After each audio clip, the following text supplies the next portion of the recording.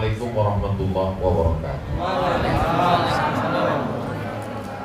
Alhamdulillah wassalatu wassalamu ala Rasulillah wa ala alihi wa sahbihi wa man da'a bi da'watihi wastanna bi sunnatihi ila yaumil liqa'i rabbih wa ba'd. Sama-sama kita hormati Shahibul Bait beserta seluruh keluarga, tokoh masyarakat, alim ulama, hadirin hadirat. Insyaallah kita semua dimuliakan Allah Subhanahu wa taala. Amin. Ya Rabbal. Suatu ketika Nabi Muhammad sallallahu alaihi wasallam sampai ke rumah seorang sahabat. Setelah selesai disambut dan seterusnya, Nabi bertanya kepada sahabat itu, "Aina turidu an usolli?" Kamu mau saya sholat di mana di rumahmu ini? Lalu kemudian dia menunjukkan tempat sholat. Disinilah engkau sholat ya Rasulullah. Lalu Nabi sholat di rumah itu, dan tempat sujud Nabi di rumah itu dijadikan sebagai musolla. Itulah asal muasal kata musolla. Yang di tempat kita musolla itu artinya tempat sholat di luar rumah. Padahal makna musolla adalah tempat sholat di dalam rumah. Tempat Nabi sholat itu, tempat sujudnya itu dijadikan sebagai tempat mengambil barokah atas kedatangan Nabi Muhammad sallallahu alaihi wasallam. Pelajaran yang pertama yang dapat kita ambil adalah apa beda rumah dengan hotel? Kalau rumah hanya tempat tidur. Apa beda rumah dengan restoran? Kalau rumah hanya tempat makan, maka di dalam rumah itu ada tempat sholat. Rumah saya kecil Pak Ustaz, tidak bisa dibuat ada tempat sholat khusus. Ya tidak apa-apa, karena hukumnya tidak wajib, bukan fardu, bukan rukun. Tapi kalau dibuat itu baik. Membuat satu tempat sholat di dalam rumah. Ada orang membuat satu tempat sholat, diletakkan sajadah, lalu kemudian dia sholat tahajud di sana. Setelah dia meninggal dunia, anaknya bangun tengah malam mau ke toilet, buang air kecil, dia lihat di sini dulu almarhum bapak saya sholat tahajud malam. Maka dia pun ambil wudhu, dia tahajud di tempat itu. Kita sudah mengajar anak kita tanpa harus menjadi ustadz dan penceramah, tidak dengan kata-kata, tapi langsung dengan perbuatan. Dan menurut mazhab Hambali, Imam Abu Hanifah, mazhab Hanafi, sepakat 4 mazhab bahwa yang namanya tawaf, yang namanya i'tikaf mesti di masjid. Tidak ada i'tikaf di luar masjid. Tapi menurut mazhab Hanafi, boleh perempuan i'tikaf di musolla al-bait, di dalam musolla tempat sholat di dalam rumah. Itulah mengapa kata Nabi SAW, ij'alu, jadikanlah sholat kamu itu fi buyutikum. Ij'alu, jadikanlah min sholatikum, sebagian dari sholat kamu itu di rumah kamu. Sholat kan di masjid Pak Ustaz, ya. Sholat subuh di masjid, sholat zuhur di masjid, sholat asar di masjid, sholat maghrib di masjid, sholat isya di masjid. Tapi sebagian sholat itu dijadikan di rumah. Maksudnya sholat sunnah, sholat duha, sholat tahajud, sholat sunat hajat, sholat sunat wudu, sholat sunat tasbih, sholat berjamaah untuk mengajar anak-anak bagaimana tata cara sholat. Karena sholat tidak hanya bisa diajarkan dengan sholat menurut bahasa, sholat menurut istilah. Sholat ada tegaknya, ada rukuknya, ada sujudnya, ada tasyahudnya, ada i'tidalnya, ada salamnya. Sholat mesti dipraktekkan. Bagaimana posisi tangannya, bagaimana lututnya, bagaimana tasyahudnya. Itu semua berdasarkan hadis Nabi Muhammad sallallahu alaihi wasallam. Alhamdulillah, saya sampai ke rumah Shahibul Bait Haji Ibrahim Shah, masih Kalimantan Timur. Beberapa kali tertidur sampai saya lihat udah hampir di tengah laut, di jalan tuh danau. Saya dengar Ustadz Atta nelpon, gimana? Udah ada ini, ada air. Oh, udah dekat katanya. Insya Allah. Akhirnya sampai ditakdirkan Allah kita bertemu pada hari ini. Perjalanan saya ini panjang, dari Pekanbaru, Riau, Jakarta. Dari Jakarta Balikpapan, dari Balikpapan Samarinda, dari Samarinda Tenggarong. Tenggarong dulu. Oh, tak ingat, mutar-mutar udah pusing-pusing. Habis itu sampai ke rumah Haji Ibrahim. Begitu sampai saya lihat di luar kaca, saya bayangannya ini nanti kita bukan di masjid, bukan di hotel, di rumah. Oh, di rumah nyantai. Saya lihat wartawan banyak sekali. Dari dapur keluar wartawan. Oh, Masya Allah, tabarakallah. Lalu keluar pengumuman kepada seluruh jamaah, harap jangan ada yang siaran langsung, siaran tunda boleh. Jadi maksudnya yang rekaman-rekaman tadi silakan simpan di handphonenya. Kalau mau diupload boleh begitu masuk 1 Januari 2022.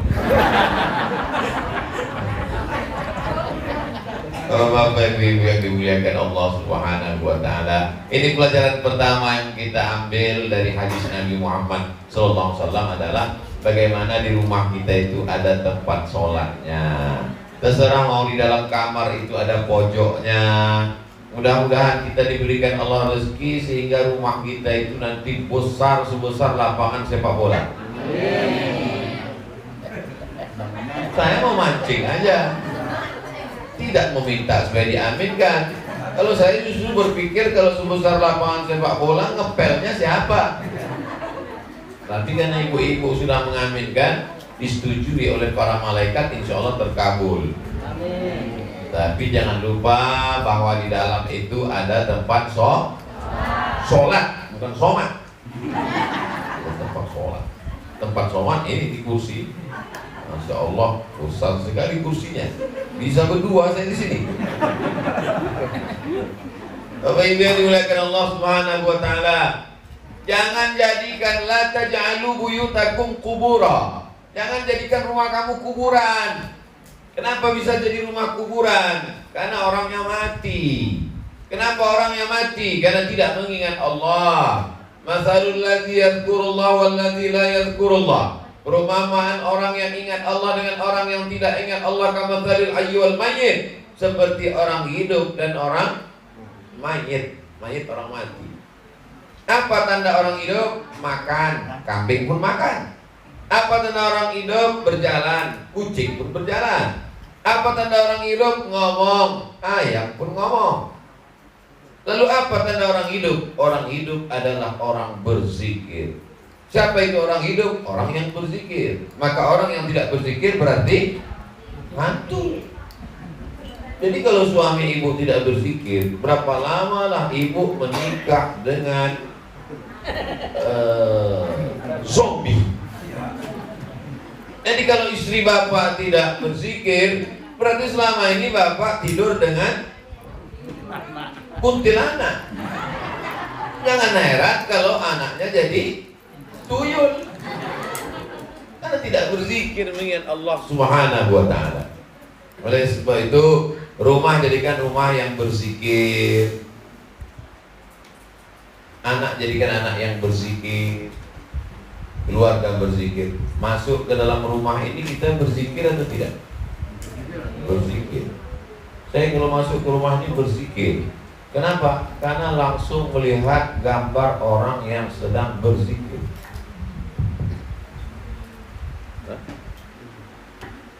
Masya Allah. Setiap 10 menit ganti mikrofon. Tadi saya lihat 2:30. Sekarang sudah ya 2:30 lewat 10. Begitu rupanya aturannya. Bukan cuma kamera yang banyak, mikrofon pun banyak. Coba ibu bayangkan kalau di dinding rumah itu gambar artis. Setiap masuk ke dalam, nampaklah gambar artis. Yang susah siapa? Ibu, karena ibu mesti mirip dengan artis itu. Terpaksa itu. Hidungnya mesti dipaksa mancung, alisnya mesti ujungnya tajam, susah. Tapi alhamdulillah rumah ini gambarnya adalah gambar ulama. Tuan Guru Sekumpul, Tuan Guru Ijai. Beliau, kita mengenal beliau dengan zikirnya, dengan sholawatnya, dengan majelisnya. Sudah meninggal dunia pun dengan haulnya terbesar di Indonesia, sampai jutaan orang datang. Makanannya disediakan oleh masyarakat. Begitulah rupanya kalau orang berzikir. Walaupun dia sudah tak ada di atas dunia, tapi orang tetap mengingat dia. Kenapa? Karena dia selalu mengingat Allah, maka dijadikan Allah hati manusia itu terlalu teringat dengan dia. Kira-kira kalau kita mati masih diingat orang atau tidak? Ini jadi pikiran sama kita. Kadang saya terpikir, Guru Sekumpul sudah meninggal sekian tahun, masih diingat orang. Abdul Somad begitu hilang Facebook, lupa orang. Jangan-jangan orang ingat sama engkau karena Facebook, Abdul Somad, karena Instagram, karena YouTube. Mudah-mudahan kita bersama ini hanya karena zikir la ilaha illallah Muhammadur Rasulullah sallallahu alaihi wasallam. Disambut dengan zikir. Ustaz Somad datang ke rumah Haji Ibrahim Sahab, disambut dengan zikir. Zikirnya mana? Itu dipukul tadi, kelompang. Allahumma sholli ala sayyidina Muhammad. Isi yang dibacakan oleh adik-adik kita tadi adalah zikir, sholawat, menyebut nama Nabi. Ketika mereka menyebut sholawat, kita yang mendengar pun ikut bersolawat. Allahumma sholli ala sayyidina Muhammad, Allahumma sholli ala sayyidina Muhammad wa ala ali sayyidina Muhammad. Berzikir. Berapa kali saya datang pesta kondangan tidak disambut dengan zikir. Sudah datang siap, begitu sampai di lokasi tidak jadi saya masuk. Pulang saya langsung ke rumah. Yang nelpon itu yang ngundang sampai hati Ustaz Somad. Ya, kami susah-susah ngirim surat undangan ke rumah. Kenapa nggak datang? Gimana saya mau masuk? Saya bilang disambut dengan lagu Jatuh Bangun Aku Mendengarmu. Menyanyinya pakai rok pendek, pentasnya tinggi. Susah, kita takut nanti duduk di situ makan salah suap. Nah, hari ini kita sedang diajarkan luar biasa. Masuk ke rumah ada tempat sholat, di dinding ada orang yang mengingat Allah, disambut dengan sholawat. Di sebagian tempat ada juga yang nasyid nyambut sholawat ini perempuan. Perempuan yang menyambut. Perempuan yang menyambut, kalau anak-anak TK ada apa-apa. Ini yang menyambut anak-anak gadis. Ini bahaya. Bapak-bapak bisa lupa yang di rumah. Tapi yang menyambut adalah laki-laki. Karena sebagian mengatakan suara perempuan itu aurat. Suara perempuan yang mendayu-dayu, yang mendesah-desah. Kadang sebetulnya nasibnya tidak terlalu masalah, lagunya juga tidak terlalu masalah, lipstiknya yang masalah. Apalagi waktu masang bedak itu mati lampu, sebelah hijau, sebelah biru. Dia senyum, orang senyum. Nah, ini masalah. Saya yakin ibu-ibu tidak tersinggung. Kalau tersinggung berarti memang salah pasang. Bapak Ibu yang dimuliakan Allah Subhanahu wa taala, kalau punya lingkungan, buatlah lingkungan itu yang membuat kita saling mengingat kepada Allah. Wa tawasau bil haqq wa tawasau bis sabr. Kalau punya gambar, buatlah gambar itu yang membuat kita mengingat kepada Allah. Gambar Ka'bah, gambar ulama, gambar Masjidil Haram, gambar Masjid Nabawi. Kalau punya rumah, buatlah di lantai rumah itu yang mengingatkan kita kepada Allah.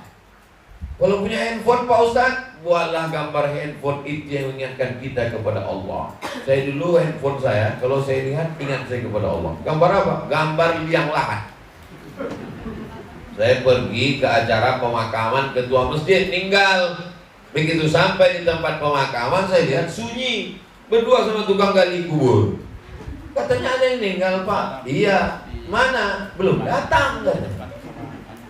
Saya terlalu cepat ternyata. Oh, kesempatan. Saya foto yang lahat itu. Saya foto, saya jadikan wallpaper. Setiap ingat, oh takut bodoh. Sampai akhirnya saya musafir bawa mobil sendirian jam 2 malam. Sampai di tengah jalan gelap sendirian, saya ganti.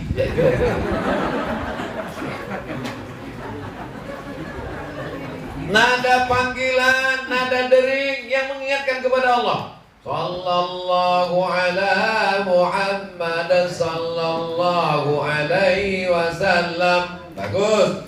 Tala'al badru alaina. Bagus. Ini dibuat nada panggilan, nada-nada lagu-lagu yang melalaikan kepada Allah. Iya kalau dia berbunyi di rumah. Kalau berbunyinya pas sholat berjamaah lupa matikan handphone, senyum imamnya, makmumnya ketawa. Buatlah sesuatu yang mengingatkan kita kepada Allah. Punya istri yang mengingatkan kepada Allah. Bang, ingat Allah bang.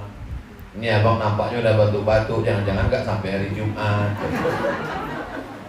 Punya suami yang mengingatkan kepada Allah. Adinda pakai baju panjang, kerudungnya panjang, jilbabnya panjang. Jangan sampai kau menutup aurat nanti setelah pakai kain kapan. Mohon maaf, di kampung kita ini ada kain kapannya pakai rok pendek? Nggak ada. Semua kain kapan pasti tertutup auratnya. Kain kapan menutup dari mulai ujung rambut sampai ujung kaki. Jangan sampai seumur hidup tidak pernah menutup aurat. Sekali menutup aurat pakai kain kapan. Begitu kalau memberikan nasihat, tulis di dinding kamar, pakailah kain yang menutup aurat. Jangan sampai menutup aurat hanya ditutup dengan kain kapan. Hadis Nabi Ustaz? Bukan, dapat saya di grup WhatsApp. Saudara yang dimuliakan Allah Subhanahu wa taala, berteman, bersahabat yang mengingatkan kita kepada Allah. Malam-malam dia telepon jam 2 malam. Assalamualaikum. Sudah tahajud? Kata dia. Ada itu namanya tahajud call. Saya pun tahunya dari jamaah juga pas pengajian tanya jawab. Nanti saya berikan mukadimah, habis ini kita tanya jawab insyaallah. Tolong pertanyaannya agak berkualitas gitu. Di beberapa jamaah ini pertanyaannya, Ustaz, apakah bumi itu bulan? Apa hubungannya dengan ibadahmu? Emangnya kalau bumi ini petak kenapa rupanya? Jadi rupanya ada pertanyaan waktu saya ngisi pengajian sama anak-anak muda. Ada satu anak muda nanya, Ustaz, boleh nggak tahajud call? Bagus, saya bilang. Tahajud call itu apa? Malam-malam nelpon Pak Ustaz. Oh bagus, mengingatkan kawan sama tetangga untuk sholat, bagus. Tapi yang saya telepon pacar saya. Kenapa kalian pacaran anak-anak muda bisa pacaran? Ini pacaran syariah Pak Ustaz. Yang 2 malam telepon, hai akhi ukhti. Tidak ada pacaran syariah. Itu nanti kau dipermainkan setan. Berawal dari telepon tahajud, kirim-kiriman foto, kirim-kiriman video. Setan tidak pernah mengajak berzina, tapi dia mengajak kepada jalan-jalan menuju perbuatan zina. Sejak itu saya sampaikan kepada anak-anak muda, anak-anak muda, kalian sudah hijrah, sudah pengajian, stop, tidak pacaran. Siap. Sejak mendengar pengajian ini, insya Allah semua yang pacaran putus. Diam semua. Mengingatkan kita kepada Allah Subhanahu wa taala. Punya orang tua yang mengingatkan kepada Allah. Ini banyak sekarang orang tua mengingatkan kepada masa depan. Nanti kamu kalau kuliah jurusannya apa? Jangan jurusan agama, nanti gak bisa kerja. Nanti kalau kamu sudah kerja, sudah punya rumah, sudah punya mobil, carilah suami orang yang kaya raya. Kalau yang miskin jangan diterima, walaupun kau jadi tua bangka. Ini bukan mengingatkan kepada Allah, tapi melalaikan daripada Allah Subhanahu wa ta'ala. Bahkan ada pula orang tua ini pun tahunya dari jamaah juga. Ustaz Somad, boleh nggak kalau jilbab saya agak dibuka sedikit rambutnya? Jilbab apa ini? Ini namanya jilbab pasrah tapi tak rela. Yang namanya hijab jilbab itu seluruhnya tertutup, longgar, tidak transparan, tidak rapat, tidak sempit. Kenapa mesti dinampakkan? Kata emak saya, kata mama, kata mami, nanti kalau jilbabnya terlalu rapat susah dapat pasangan. Kata dia, saya mesti pacaran berdosa. Kata mama, yang nanggung dosanya mama. Jadi sebenarnya bukan kenakalan remaja, Bukan kenakalan anak muda, tapi kenakalan M3, mak-mak milenial. Tapi saya yakin dan percaya, kenapa anak-anak muda, anak-anak kita soleh dan solehah, itu pastilah karena masyarakat kita, masyarakat yang mengingatkan kepada Allah. Berawal semuanya dari mana? Dari rumah. Dari rumah. Baiti jannati, rumahku adalah surgaku. Insya Allah rumah ini adalah surga. Terang benderang. Apa tak terang lampunya hidup? Tenang adem ayam. Apa tak adem ayam? Kipasnya besar, kata jamaah. Tenang itu letaknya di hati. Walaupun rumahmu sebesar lapangan sepak bola, tapi kalau hatimu sempit, kau bunuh diri. Orang-orang di Eropa, di Amerika, di Jepang bunuh diri, angka bunuh diri tertinggi di dunia. Bukan di Indonesia, bukan di Afrika, bukan di negeri miskin, bukan di negara tertinggal, tapi justru di negara maju. Kenapa? Karena hati sempit tidak mengingat Allah. Wa man ya'shu an dzikrir rahman nuqayyid lahu syaitanan fahuwa lahu qarin. Siapa yang tidak berzikir mengingat Allah, kami ikatkan dia dengan setan. Setan itulah menjadi qarin. Setan yang selalu menyertai kita namanya setan qarin. Beda setan sama jin, Pak Ustadz. Nama komunitasnya jin. Jin yang baik namanya jin Islam. Jin yang jahat namanya setan. Kawan saya ada juga yang jahat, Pak Ustadz, setan. Karena setan terdiri dari dua. Ada setan manusia, ada setan jin. Tapi justru kebalikan kita. Kita mengatakan semua yang kita tidak senang setan. Pakai sendal, sendalnya putus, setan. Mana ada sendal setan?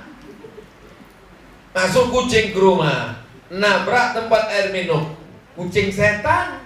Untung kucingnya nggak jawab, yang setan sampean gitu deh. Jadi setan itu syayatinul jinni wal insi, setan yang berasal dari kalangan jin dan manusia. Alladzi waswisu fi sudurin nas minal jinnati. Kerjanya berbisik-bisik. Tetangga saya ada suka bisik-bisik, Pak Ustaz. Itu namanya tetangga setan. Jadi harus diruqyah, bacakan ayat kursi. Tapi dia lebih hafal dari saya, Pak Ustaz. Itu menunjukkan bahwa setan bisa masuk ke siapa saja. Maka kita mesti menjalankan ajaran Islam secara total. Dari rumah, dari bertetangga, dari menutup aurat, dari bagaimana cara bertamu. Mengukur iman, kadang orang menganggap mengukur iman berapa kali pergi haji ke Makkah, mengukur iman berapa kali tawaf sa'i di Makkah, mengukur iman berapa ribu tasbihnya. Tapi kata Nabi ada cara lain mengukur iman. Maka yu'minu billah wal yaumil akhir, siapa yang beriman kepada Allah dan hari akhirat, fal yukrim dhaifahu, hendaklah dia memuliakan tamu. Hari ini iman sedang diukur dan Sahibul Bair sedang mengukur imannya dengan memuliakan kita. Ini kan tidak semuanya Sahibul Bair kan? Kebanyakan tamu kan? Kita sedang dimuliakan hari ini. Sajadahnya diletakkan di atas karpet, karpetnya diletakkan di atas tikar, tempat duduknya 3 lapis. Bayangkan, dimuliakan. Ustadz Abdul Somad dikasih kursi. Orang sekarang susah mencari kursi, sampai menebar baleho untuk dapat kursi. Saya dikasih kursi. Air minum diberikan sampai melimpah ruah. Tadi dibisikkan ke saya, Ustadz Somad, teh ada, kopi ada. Masya Allah, tabarakallah.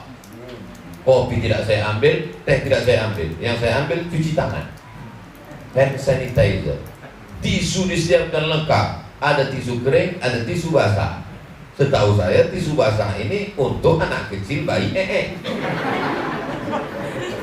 Tisu basah untuk fresh, menyegarkan. Tangan tadi dalam perjalanan jauh, mungkin tangannya berkeringat supaya segar. Kita kan kalau naik pesawat itu dikasih sama pramugari tisu basah, berasap dia saking berasap. Tiba-tiba ada orang baru pertama kali naik pesawat, disangkanya itu roti, dikunyahnya. Saudara yang dimuliakan Allah Subhanahu wa Ta'ala. Supaya apa? Supaya orang nyaman. Terkadang kita mengkotak-kotakkan tetangga, tamu kita berdasarkan derajat status sosial. Kalau yang datang bertamu itu RT, air putih, RW, kopi ginseng, Pak Kades, Pak Lurah, kopi susu.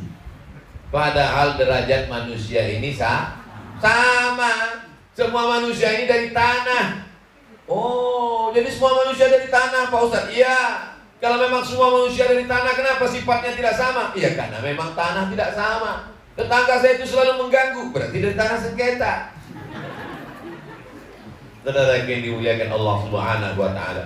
Kata Ustaz Somad, memperlakukan tamu mesti sama. Betul. Kalau memang sama, kenapa Ustaz dikasih kursi? Kenapa kami tidak? Karena saya ceramah. Tak mungkin saya bicara di bawah, tak kelihatan. Jadi bahwa kita punya kelebihan yang tahu hanya Allah Subhanahu wa Ta'ala. Kalau mau melihat siapa yang punya kelebihan, nanti di surga Jannatul Firdaus barulah kelihatan. Ternyata rupanya ibu yang bukan ustaz, yang bukan dokter, yang bukan MA, yang bukan LC, yang bukan ulama, tapi boleh jadi karena hatinya lebih ikhlas, dia lebih dulu masuk surga insyaallah. Ibu biasa saja, ibu rumah tangga, hatinya bersih, tidak riba, tidak namimah, tidak adu domba, tak membuka aurat, melayani ke rumah anak, keluarga, suami dengan baik, berzikir, baca selawat, masuk dia ke dalam surga karena amal solehnya. Walaupun dia bukan ulama, begitu dia masuk surga, dia tanya malaikat, Ustadz yang ke rumah saya kemarin masuk surga enggak malaikat? Kata malaikat, dia sudah lama dari tadi tunggu. Amin. Nampaknya dia enggak setuju sih.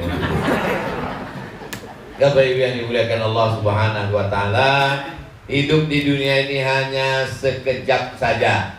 Berapa lama kita hidup di dunia ini? Banyak orang mengatakan hidup di dunia 63 tahun. Dulu katanya hidup di dunia ini nunggu tua, nunggu sakit. Dulu nunggu tua, nunggu sakit. Sekarang anak muda meninggal dunia. Kenapa? COVID-19. Maka mesti protokol kesehatan. Jaga jarak di antara kita. Cuci tangan, hand sanitizer. Tutup mulut pakai masker. Kenapa mulut dengan hidung ditutup? Karena COVID menjalar, menular melalui mulut. Mudah-mudahan COVID ini tidak bermutasi canggih, bisa menular melalui telinga. Bayangkan kalau COVID ini bermutasi tahun 2000 sekian, dia bisa melalui telinga, maka tak ada lagi tausiah. Kenapa? Gunanya lagi ceramah. Sekarang buktinya tak ada gunanya senyum.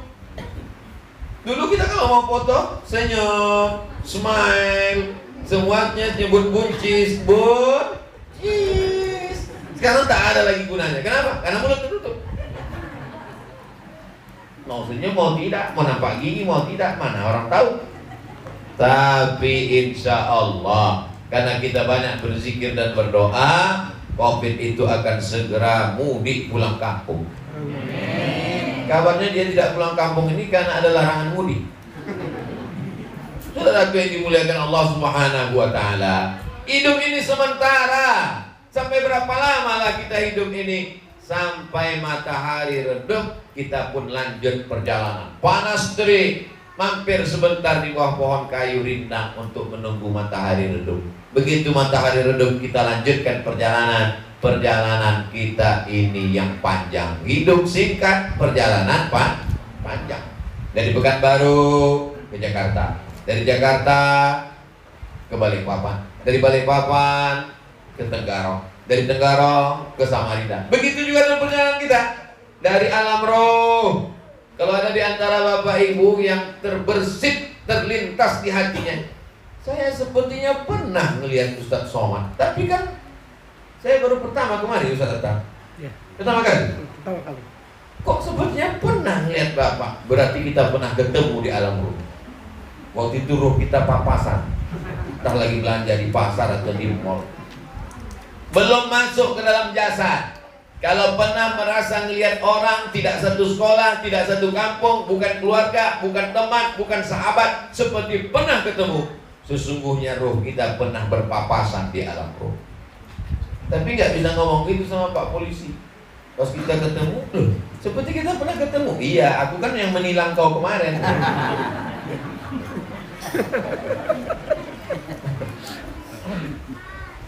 Setelah dari alam roh masuk ke dalam alam rahim. Berapa lama di alam rahim? 9 bulan 10 hari. Setelah ada operasi sesar tidak bisa lebih dari 9 bulan 10 hari. Dokter akan ngasih tahu ini hanya dalam 40 minggu. Setelah lebih 40 minggu 9 bulan 10 hari, kalau lebih dioperasi. Kalau zaman dulu sebelum ada operasi, sebelum canggih kedokteran, orang bisa di alam rahim itu sampai 2 tahun. Paling lama dalam rahim 2 tahun. Begitu dalam kitab-kitab fikih. Begitu lahir, langsung lari melompat punya gigi. Lalu kemudian setelah lahir ke atas dunia berapa lama? Merangkak, berjalan, berlari, makan, minum, merangkak, berdiri, jatuh, berjalan, berlari, kencang, sakit pinggang, pakai tongkat, sakit, mati. Yang normalnya begitu. Ada juga yang tak normal. Ceramah, mati. Ada juga yang tak normal. Nguap, mati. Janji kita kepada Allah Subhanahu wa taala sesuai dengan catatan takdir macam-macam. Tapi yang kita inginkan adalah hidup kita ini bermanfaat buat orang banyak. Siapa yang paling bermanfaat hidupnya? Orang kaya bangun masjid. Siapa yang paling bermanfaat hidupnya? Orang kaya membuat sekolah tahfiz Al-Quran, buat panti asuhan anak yatim, panti jompo orang tua terlunta-lunta. Pergi dia ke tempat jalan orang-orang yang dia ada di pasar, di kota besar, dia bawa truk. Semua anak yatim, fakir miskin yang ada di lampu merah, angkut semuanya. Dia buatkan rumah gratis untuk orang tua jompo yang tak punya anak, yang tidak terurus. Kira-kira baik atau tak baik ini? Baik. Maka jangan ajarkan anak kita untuk hidup miskin susah melarat. Anakku, kita mesti susah melarat biar cepat masuk surga. Ajarkan kepada mereka, kau mesti kaya raya, kau mesti bangun sekolah tahfiz Quran. Anakku, kau mesti menyekolahkan anak yatim fakir miskin yang tak bisa bayar uang sekolah. Ada nasihat ibu begitu ke anak-anak ibu? Kalau sudah ada, alhamdulillah, lanjutkan, teruskan. Kalau belum ada, sampaikan seperti itu. Kalau tidak ingat, putarkan aja video saya. Saudara yang dimuliakan Allah SWT, bermanfaat buat orang banyak dengan jabatan, jadi camat, jadi kepala dinas, jadi bupati, jadi wali kota, jadi gubernur. Bermanfaat untuk orang banyak. Selama dia menjabat, berapa masjid yang dia bangun? Berapa sekolah yang dibebaskan uang sekolah gratis? Berapa orang melahirkan susah diberikan BPJS gratis, sekolah, pendidikan, kesehatan? Maka bermanfaat buat orang banyak. Saya tidak kaya, saya tak punya jabatan. Saya berharap dengan tausiah ceramah-ceramah ini bermanfaat buat orang banyak, insya Allah. Alhamdulillah Pak Ustaz, saya selalu mendengar ceramah Ustaz. Alhamdulillah Pak Ustaz, istri saya sebelum tidur malam mendengar ceramah Ustaz. Yang sebelumnya dia mendengar lagu joget-joget, hampir kakinya terkilir jatuh. Sekarang sejak mendengar ceramah dia menjadi baik Pak Ustaz. Mudah-mudahan itulah yang mengalir ke makam Abdul Somad, insya Allah. Ya, buat aminnya belum mau mati lagi. Nanti tidak bisa di-request. Kalau mau mati dalam perjalanan bisa saja mati. Innama amruhu idza arada syai'an ayaqula lahu kun fayakun. Saya selalu siap mati. Karena naik pesawat itu nggak ada talinya. Pesawat itu tidak menggantung pakai tali seperti anak pakai ayunan. Bisa saja jatuh ke laut, bisa saja jatuh ke hutan, bisa saja mati sudah lama. Yang penting kita naik, lalu kita berdoa kepada Allah Subhanahu wa taala, subhanalladzi sakhkhara lana hadza wa ma kunna lahu muqrinin wa inna ila rabbina lamunqalibun. Tiba-tiba ada yang membangunkan. Pak bangun. Apa? Minum air putih. Oh. Ustaz bangun. Kenapa? Kita sudah sampai Balikpapan. Oh. Tapi ada masanya nanti tiba-tiba kita terbangun. Marabuka. Jangan terkejut. Kenapa? Karena semua pasti akan melewati zaman masa itu. Betul. Siapkanlah untuk menjawab pertanyaan ini.